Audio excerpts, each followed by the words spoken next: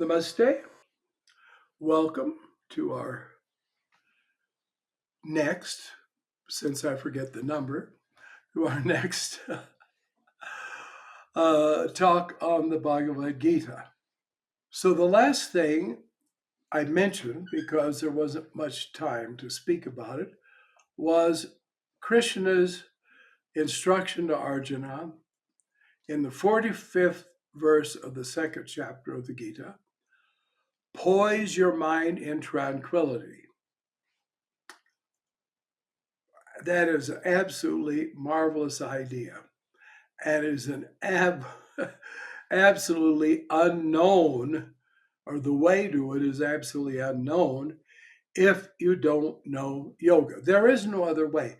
Now, you can deaden your mind, you can drug your mind, you can numb your mind, or distract your mind.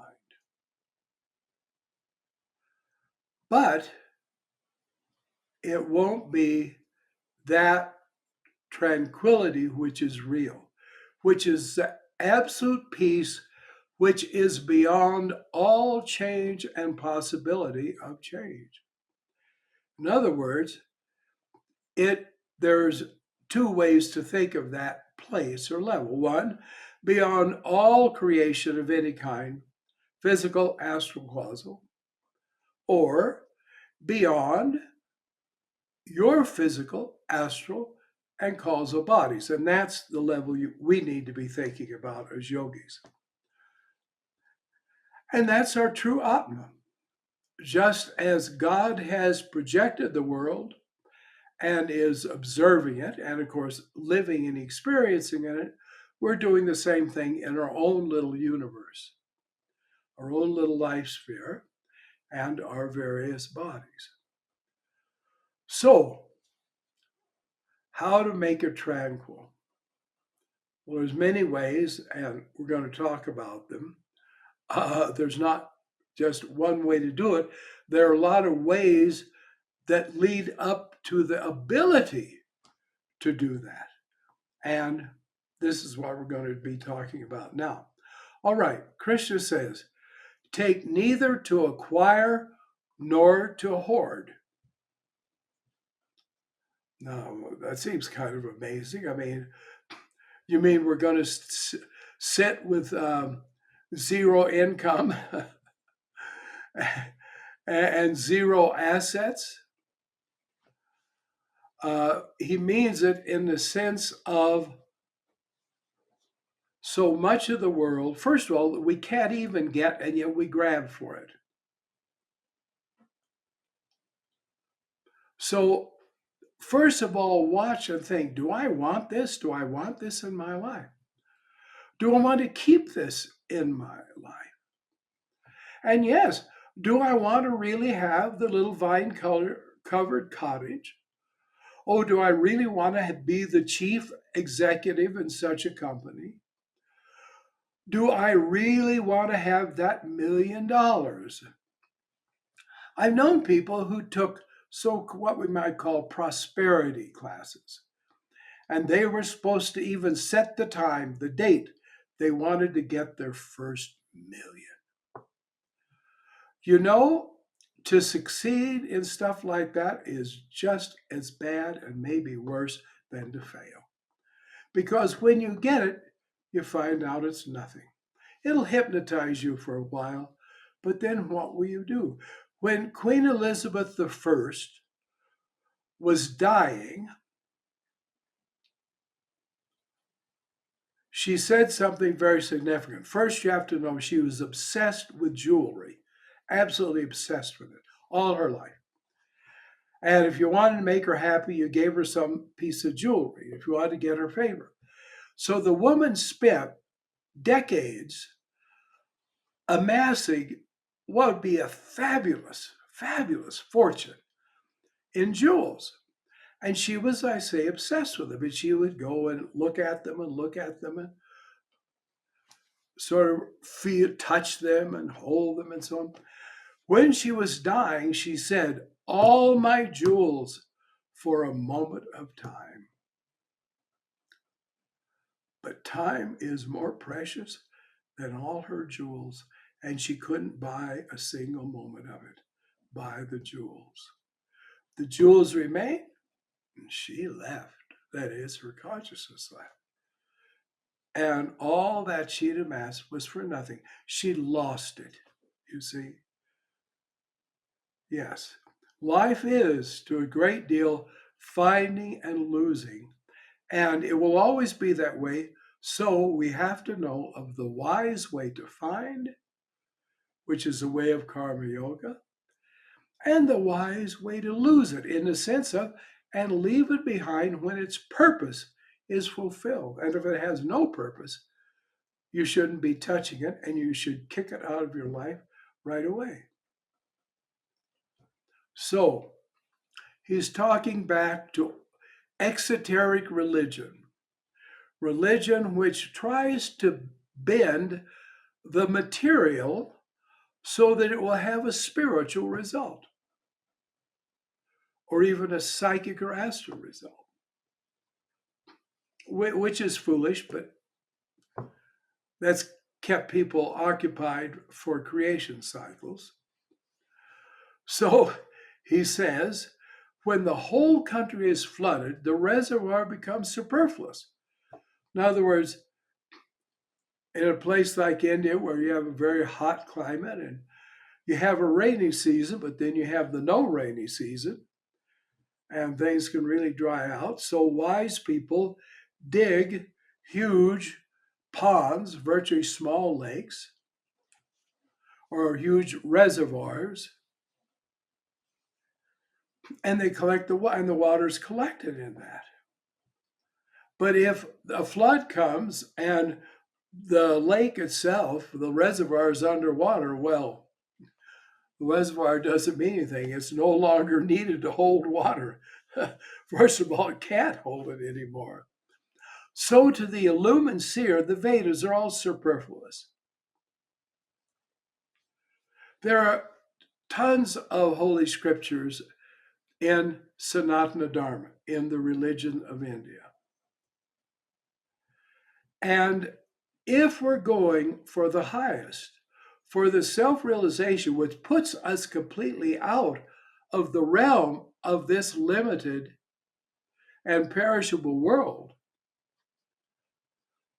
well, it's all going to become useless except for that one thing that's needful. Again, we're right back to that. So to be illumined doesn't mean you're perfectly enlightened, but the light came along enough so that you can walk around the room and not kick into something and fall over it. There's degrees of enlightenment. Even a little bit is better than none. And of course, he says a little bit of this yoga, you see, saves you from suffering. A little bit of that knowledge, gain from it. Therefore, again, the Vedas are outside you, and the things the Vedas prescribe are outside you. Therefore, they can ultimately do nothing for you. You have the right to work, that is, and perform karma and create karma. But for the work's sake only, you have no right to the fruits of work. Desire for the fruits of work must never be your motive in working. Never give way to laziness either. There's always two sides to a thing, and Krishna is very aware of it. All right, now, there's a few phrases here we need to figure out. The word right,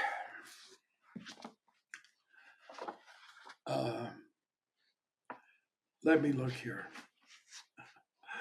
because I always keep forgetting it because I'm used to another word that sounds like, all right, the word translated right is adhikaras. Now, adhikari really means capable. An adhikari is someone who can really do it, someone who knows how and does it, and does it exactly as it should be. So you get this word. There are some people that have the title Sarvadikari. They can do anything. So that's what it means. Now, the right, frankly, that is utterly stupid word. Sorry. I do like this translation, but that doesn't mean it's perfect. Now, looking at this translation I'm looking at by Winthrop Sargent, which I do recommend for the fact that it has the Sanskrit words for you to look at, he uses the word jurisdiction. What does that mean? Oh, you've got the jurisdiction to read a book? You have a right to read the book? No, you have the ability to read the book, and that makes you adhikari. So it means, really, he's saying, you are capable to act, but you don't have a contract which says you have no rights of the fruits of work. You don't have a contract of assurance that you're going to get what you want out of it. Because if your motive is wrong and then you won't get what you wanted, well, you'll know, oh, well, that's not what I do to get this. In other words, it's all learning, it's all just good sense. Desire for the fruits of work must never be your motive in working. Well, what should it be? To do the right thing. And what is the right thing? That which is in total harmony and is itself an expression of cosmic law. So it will work and it will give the result that is the absolute best result. We can never succeed if we want second best. A lot of people be content with fourth best, but it's absolute best because we are absolute beings and our nature is best. So if we don't give our best, we denied our own self and we've buried our own true self against false ideas about both ourselves and what we should be doing and what we should be gaining. So this isn't it either. You desire to do the right and wise thing. Okay? That was the right and wise thing. Now I had an itch. Never give way to laziness either, because they're, oh, let's be uninvolved. Let's just be disengaged from everything and then we'll be at peace. Well, when you're dead, as far as your relation to the world, you're completely at peace. There's nobody requiring anything of you, but you happen to be dead. And when you're unconscious, you don't know anything about anything. So you have no worries, you have no motives. You don't feel you have any duties. But you see, consciousness is your nature. So you've got to drop that state of unconsciousness and get rid of it, throw it away, actually. Therefore, how do you do it? This is what is good. Perform every action with your heart fixed on the Supreme Lord. You know, the Gita is a wonderful thing. It often says in a clause or a sentence what takes a lifetime to accomplish. And this is one of them. Because you see, when you accomplish this, you won't need a lifetime anymore, at least in this world, and you'll go up to the next rung on the ladder. And if you really worked at it very well in this world, you can go up many rungs on the ladder into a higher world of evolution. And then, guess what? Then you have to start working through that world. But it'll be easier because everything will be more clear-sighted in that level, but it will be there. So, fix your mind on the Supreme. How do you fix your mind on the Supreme? Well, you and the Supreme are one. So you don't have to bother with the concept of the Supreme or even a title of the Supreme, Almighty God. I know a fundamentalist woman, very fervent, and whenever she prayed, one of her favorite things was say, Almighty God. But it takes more than that. You have to fix your heart, that is your inner consciousness, on that which is the supreme, that which is the divine infinite consciousness. The only way to do it on yoga is the only way to do it is yoga. And the yoga that you do it with has to have, you have to start out with what you plan to finish with. Consciousness itself and limitless unconditional consciousness itself, even though it may be a seed form. And every seed is the full plant. In every acorn is the oak tree.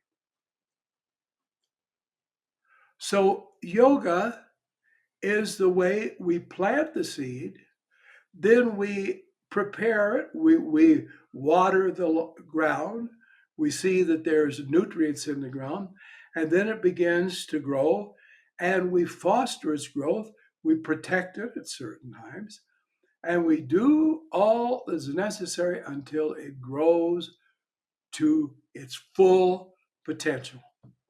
All right? And that is sadhana, yoga, meditation.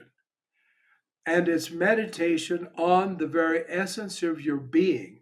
The essence of your being is consciousness. It's a mode of consciousness. Another word for it is bhava. And the greatest yogi, Goraknath, in his philosophy, tells us that the absolute, though one, has various facets. The way a gem will just be one thing, but it has many faces, you might say. And he lists them, and the one he lists that is absolutely perhaps the most important was Soham Bhava. So means that. It does not mean I and he. It does not mean he. Hum means I am. Soham does not mean I am he. Every hack writer keeps putting that out. They'll say Soham, parenthesis, I am he. It is I am that. And this is absolutely important because a he has a gender in a sense. And in an absolute or further higher sense, gender is polarity, see? The feminine is of negative, and that doesn't mean bad. Is of negative polarity, and the masculine is of positive polarity. Of course, we have both in ourselves.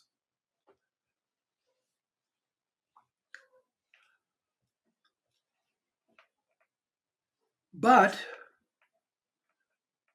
we are not thinking of I'm one with a personal God.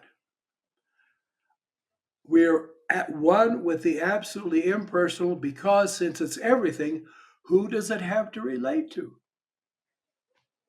Who do you really have to relate to in the ultimate understanding? That's why a word for liberation is kevalya. You know what it means? Aloneness. Being one alone. Nothing else. No second. People are scared of that. That's why they even have to have elevator music. They can't let their mind be quiet. They can't let themselves realize that they're alone. But it has to be. So the great teachers say, thou art that. Tatvamasi, you're that. And you, if you learn their teaching and you take it to heart and you become a yogi, because the sum that we're going to come to in the 18th chapter is, therefore, Arjuna, be a yogi. And so the way you do it is you have to put it on your very self and I am that. You have to know sa aham, I am that. And the interesting thing is, you see, God said, let there be light, and there was light. You read that in the Bible. Oh, well, sorry, you're going to have to be in suspense until our next talk. So, namaste, namaste.